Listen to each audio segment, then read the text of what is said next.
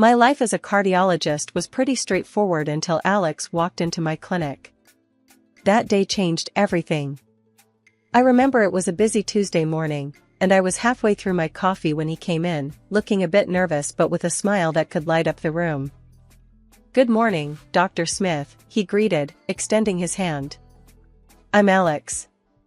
Here for the 10 a.m. appointment." I shook his hand, noting the firm grip. "Nice to meet you, Alex. Please, have a seat.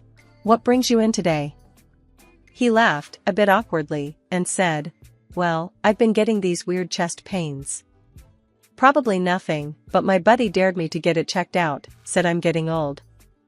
I couldn't help but smile. "Let's not jump to conclusions. We'll run some tests and see what's up. How old are you, if you don't mind me asking?" 32, he replied, with a grin. "But according to my friend, that's ancient." The consultation went smoothly. Alex was easy to talk to, and he had a way of making the mundane seem interesting. After the tests, I assured him there was nothing serious, just stress-related. He seemed relieved but lingered a bit longer than necessary. "So, Dr. Smith, since I'm all healthy and not ancient yet, would you consider having dinner with me? As a thank you for the peace of mind?" His tone was playful, but I could tell he was serious. I hesitated, not used to mixing work with my personal life. "I'm not sure that's a good idea, Alex. I try to keep professional boundaries." He leaned in, a mischievous glint in his eyes. "Come on, it's just dinner. No strings attached. I promise I'm a decent cook, and I make killer lasagna." I laughed, surprised by his persistence. "All right, lasagna does sound tempting. But just dinner, okay?" "Deal," he exclaimed, looking victorious. In the months that followed, Alex was relentless in his pursuit. He'd show up at my clinic with coffee just the way I liked it or surprise me with tickets to a concert of a band I mentioned in passing. His charm was undeniable, and his attention, intoxicating. 6 months into our whirlwind romance, he popped the question in the most Alex way possible, during a hike, out of breath, and with a ring that was slightly too big. "Erica, I'm probably going to regret this tomorrow when my muscles are screaming, but I can't wait any longer. Will you marry me?" he asked, panting and kneeling on one knee. I laughed, tears in my eyes, both from the joy and the absurdity of the moment. "Yes, Alex, I'll marry you. But only if you promise to carry me back down this trail." That was the beginning of our adventure together. Little did I know, the real challenge was just around the corner. Meeting his mother, Elizabeth, for the first time was when I realized our journey wouldn't be as smooth as I had hoped. She was the epitome of strict and domineering, with a love for her son that bordered on obsession. Our first meeting was over dinner at their family home. Elizabeth eyed me like a hawk, sizing me up as if I were an adversary rather than a potential family member. The tension was palpable, and Alex seemed to shrink a bit under his mother's gaze. "So, Erica, Alex tells me you're a cardiologist. That must be demanding," Elizabeth said, her tone polite but cold. "Yes, it is, but I love my job. It's rewarding to help people," I replied, trying to keep the conversation light. "And you plan to continue working after the wedding?" Her question felt more like an interrogation. I nodded, suddenly feeling defensive. "Yes, I've worked hard to get where I am. I don't see why getting married should change that." Elizabeth's lips thinned into a disapproving line. "I see. Well, I just hope you remember that your first duty is to your husband and future family, not your career." That night, Alex and I had a long talk. He assured me that we'd face whatever came our way together, including his mother's disapproval. I wanted to believe him, but deep down, I knew this was just the beginning. Elizabeth wasn't the type to back down, and neither was I. After the wedding, Alex and I settled into our routine. Life was good, or so I thought, until Elizabeth, my mother-in-law, decided it was her divine mission to fix our lives. Her surprise visits became a regular annoyance, each one marked by her critical eye scanning our apartment like a drill sergeant inspecting a barracks. One Saturday, as Alex and I were enjoying a rare lazy morning, the doorbell rang. I glanced at the clock, 8 a.m., and groaned. Alex shot me a knowing look before heading to the door. Sure enough, Elizabeth barged in, her eyes immediately zeroing in on the unwashed dishes from last night's dinner. "Good morning, Elizabeth," I said, trying to keep my voice neutral. "To what do we owe the pleasure?" She sniffed, ignoring my question. "You know, Erica, a clean home is a happy home. It's not healthy to live in such disarray." Alex, ever the peacemaker, chimed in. "Mom, we were just about to clean up. Why don't you sit down, and I'll make you some coffee?" But Elizabeth was on a roll, her gaze now fixed on the living room. "And that couch. It's all wrong for the space. Have you considered moving it against the other wall? And those curtains. Dear, they do nothing for the room." I bit my tongue, counting to 10 in my head. Alex, sensing my growing irritation, tried to steer his mother towards the kitchen. "Mom, seriously, the coffee. Let's go." As they disappeared into the kitchen, I followed, not ready to let Elizabeth have free rein in my apartment. The criticism didn't stop at the decor. Next, she launched into our dietary habits when she noticed the takeout boxes in the trash. "Eating out again? You know, Erica, a wife should take care of her husband's health. Home-cooked meals are the cornerstone of a happy marriage." That did it. I could handle the digs at my cleaning and decorating, but questioning my role as a wife was a step too far. "Elizabeth, I appreciate your concern, but Alex and I are quite happy with our arrangement. We both work long hours, and sometimes, takeout is just easier." She tooted, shaking her head. "I just don't understand your generation. When I was your age, I had a home-cooked meal on the table every night for my husband and son." Alex, bless him, jumped to my defense. "Mom, times have changed. Erica's not just a housewife.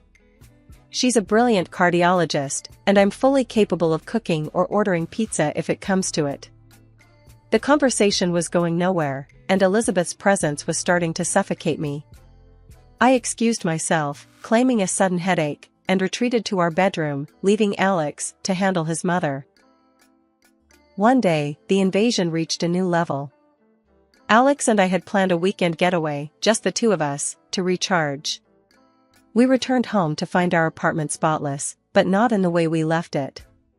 Furniture was rearranged, new curtains hung in the living room, and our bedroom looked like it had been ripped out of a home decor magazine.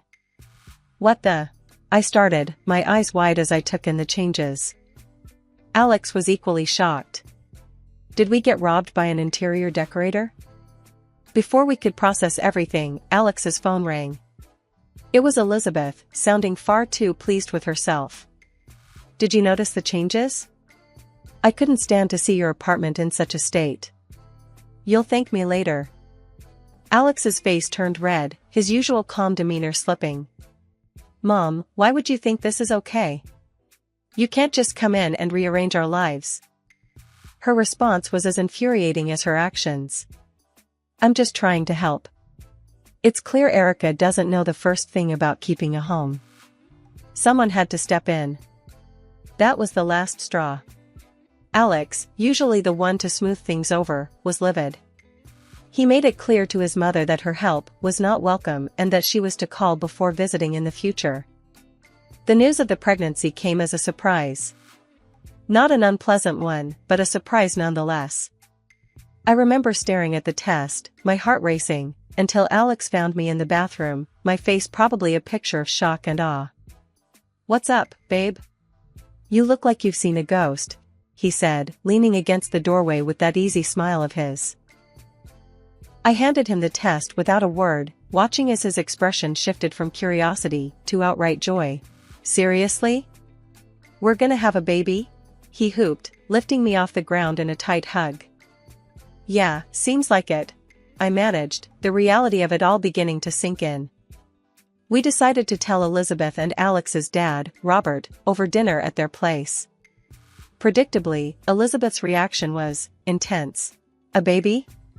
Oh, my goodness, this is wonderful news. Finally, I'm going to be a grandmother. Her excitement was genuine, and for a moment, I saw a softer side to her. Robert was equally thrilled, beaming with pride. Congratulations, you too. This is fantastic news. But, of course, Elizabeth couldn't let the moment pass without slipping in her 2 cents. Erica, you'll have to be very careful now. Pregnancy isn't easy, and with your job. Well, I just hope you're planning to take it easy. I bristled at the comment, ready to defend my ability to work and be pregnant, but Alex squeezed my hand under the table, a silent plea to let it go for the night. The pregnancy wasn't easy, as Elizabeth had so eagerly predicted. My peanut allergy, always a nuisance, became a constant threat, requiring me to be extra vigilant. Elizabeth, ever the helpful in-law, had plenty to say about that too. During one particularly difficult week, when I was feeling run down and tired from juggling work and pregnancy, Elizabeth dropped by unannounced, as was her habit. Erica, you look exhausted. Are you sure you should still be working? A woman in your condition needs to rest, she clucked, eyeing me like I was a fragile piece of china. I sighed, not in the mood for a lecture. Elizabeth, I'm fine. My doctor says it's okay to work, and I need to stay active. But your allergies, dear. It's just not safe. What if something happens? You're not just responsible for yourself now, she pressed, her tone a mix of concern and criticism.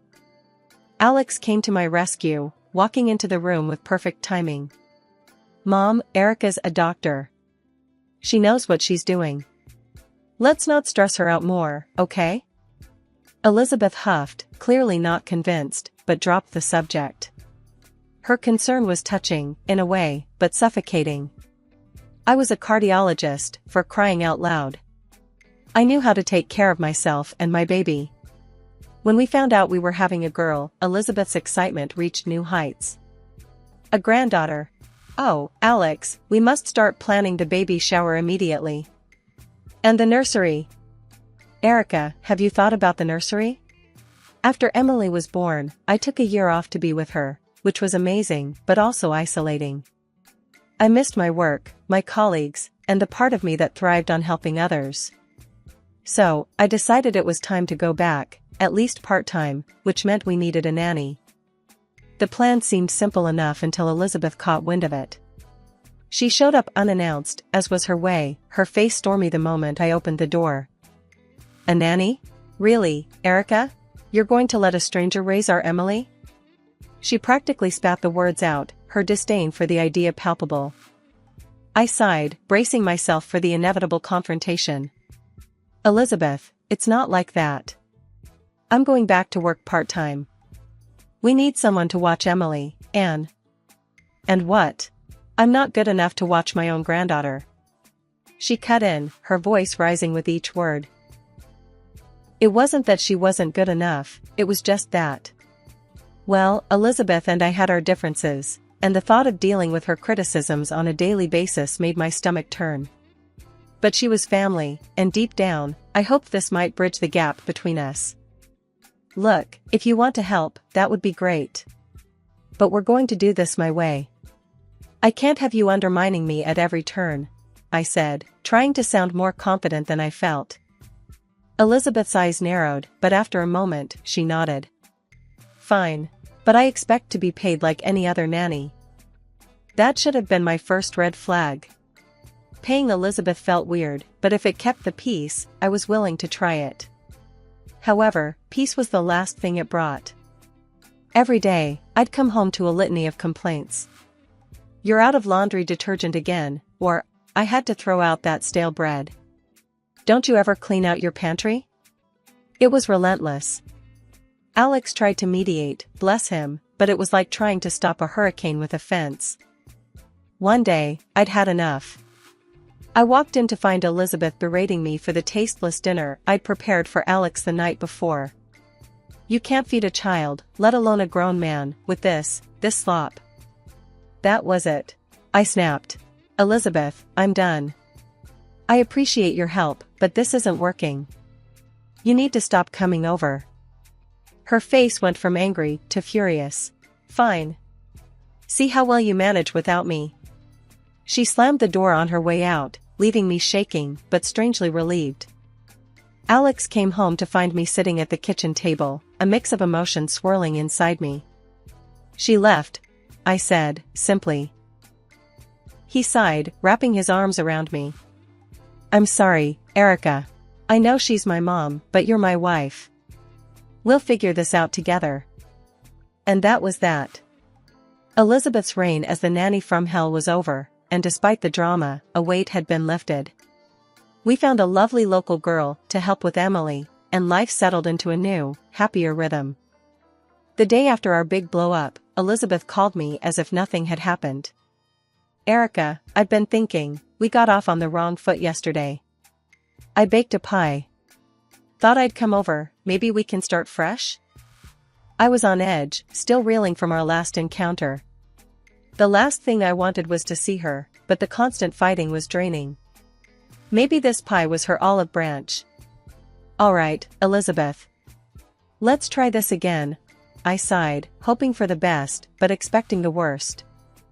She showed up 2 hours later, pie in hand, smiling as if we were old friends. Here, I made your favorite. Let's put all that unpleasantness behind us, shall we? I forced a smile, taking the pie. Thanks, Elizabeth. That's very kind of you. Just then, my phone rang. Work needed me, urgently. My heart sank. I couldn't leave Emily alone, not with things so strained between Elizabeth and me. Actually, Elizabeth, I just got called into the clinic. Would you mind watching Emily for a bit? I asked, the words tasting bitter in my mouth. Her eyes lit up, a stark contrast to the dread filling my stomach. Of course, dear. Go, don't worry about a thing. We'll have a grand time. I hesitated, looking at Emily, then back at Elizabeth. There was no choice. Okay, I'll be as quick as I can.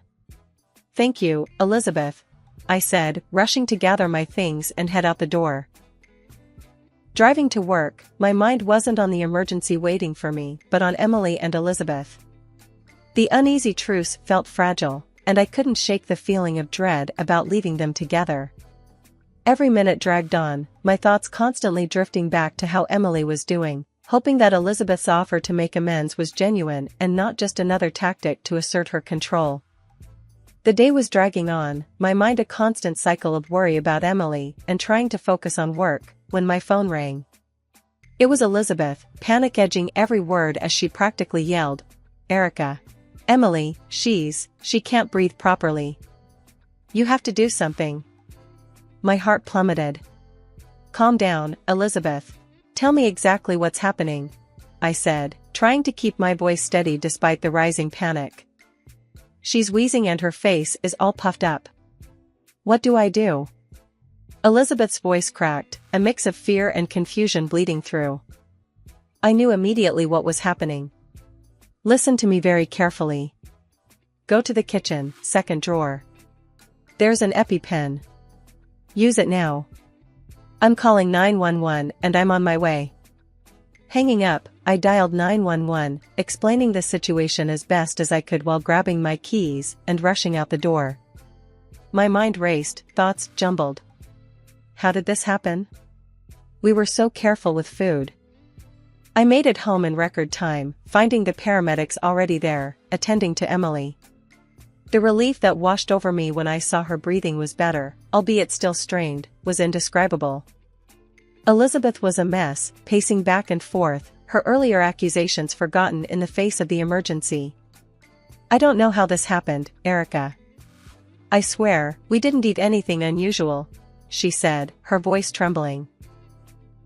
I didn't have time to respond, my focus solely on Emily as the paramedics worked. They decided to take her to the clinic for further observation, not wanting to take any chances. I nodded, understanding and grateful for their thoroughness. At the clinic, they confirmed it was anaphylactic shock, likely from a food allergen. I couldn't wrap my head around it. We were so careful, especially with Emily's and my allergies. There must have been some cross-contamination, I muttered, more to myself than anyone else. Elizabeth was quick to defend herself. I didn't give her anything from the list you gave me. You have to believe me, Erica. I'd never put Emily in danger. I was too tired to argue, too relieved that Emily was okay to hold on to anger. We spent the rest of the day at the clinic, Emily gradually returning to her usual self, though still a bit groggy from the medication. That evening, after the longest day of our lives, Alex and I sat in the living room, holding each other, grateful for the quiet and that Emily was safe in her bed. The stress and fear had drained us both, but there was a sense of relief that it was finally over. Alex, ever the caretaker, got up to make us some tea. He spotted the pie his mom had brought over earlier on the kitchen table. "Hey, you want a piece of pie Mom brought?" he asked, trying to lighten the mood. "No, thanks. Just tea for me," I said, not having the slightest appetite for anything, especially not that pie. He shrugged and cut himself a piece. That's when he noticed something that stopped him cold. "Huh, looks like someone already had a bite." Then he took a bite, chewed thoughtfully, and his face changed. "Wow, that's a strong smell of peanuts." My heart stopped. Peanuts. The reality hit me like a ton of bricks. "Alex, that's it. The peanuts. Your mom, she knows I'm allergic. And Emily." I couldn't finish the sentence, the implication too horrifying to voice fully. The next day, we confronted his parents. The tension was palpable as we laid out the accusations. Alex, usually so calm, was shaking with anger. "Mom, did you put peanuts in that pie? You know Erica and Emily are allergic. What were you thinking?" His mother's face was a mask, but her eyes, there was something in them that chilled me. I just wanted to make a pie. I didn't think. But Alex wasn't having any of it. Didn't think? Or didn't care? "You could have killed our daughter." That's when his dad stepped in, his voice thunderous. "Is this true? You endangered your granddaughter? I can't believe this. I'm calling the police." And he did, right there and then. The police came, and faced with the evidence, Elizabeth didn't deny it. "I just wanted Erica out of the way," she said, a statement that would haunt me forever. After everything that went down, the dust finally settled. Elizabeth was sentenced to prison, a severe punishment that kept her away for a good long while. It was a tough pill to swallow, seeing family torn apart like that, but it was necessary, for Emily's safety and our peace of mind. A few weeks after the trial and all that, Alex's dad, Robert, showed up at our door. It was the first time we'd seen him since everything happened. The man looked like he'd aged years in just a few months, weariness etched into every line on his face. He didn't waste any time, just got right to the point. "Erica, Alex. I'm so sorry. For what Elizabeth did. I can't even begin to. I just never thought." Alex cut him off, not unkindly. "Dad, it's okay. We know you had nothing to do with it." Robert nodded, his eyes misty. "I brought something for Emily. And, if it's all right with you, I'd like to see her. Missed her like crazy." Looking at Alex, we shared a silent conversation. This was his dad, Emily's granddad. Family, despite the chaos and hurt. "Of course, she'd love to see you, Robert. Wouldn't you, Emmy?" I said, turning to our daughter who was eyeing the big bag of gifts with wide, curious eyes. "Grandpa," Emily squealed, recognizing him instantly. The joy in Robert's eyes was unmistakable as he knelt down to hug her, handing over the gifts one by one, each wrapped with care. Later, sitting down with cups of coffee, Robert spoke up again. "I've filed for divorce. Can't stay married to someone capable of, well, you know. It's hard, after all these years, but it's for the best." Alex put a hand on his father's shoulder. "It's going to be okay, Dad. We're here for you. We're family." "Yeah," I added, squeezing Alex's hand. "We'll get through this together." And hey, Emmy's got her grandpa back. That's all that matters. Robert smiled, a genuine, relieved smile. Thank you, both of you. Means the world to me. I just want to be a part of your lives, and Emmy's. Make up for lost time. And that was our new beginning. A fresh start, not just for us, but for Robert too. Life had thrown us a curveball, but we'd caught it, and now, we were moving forward, together.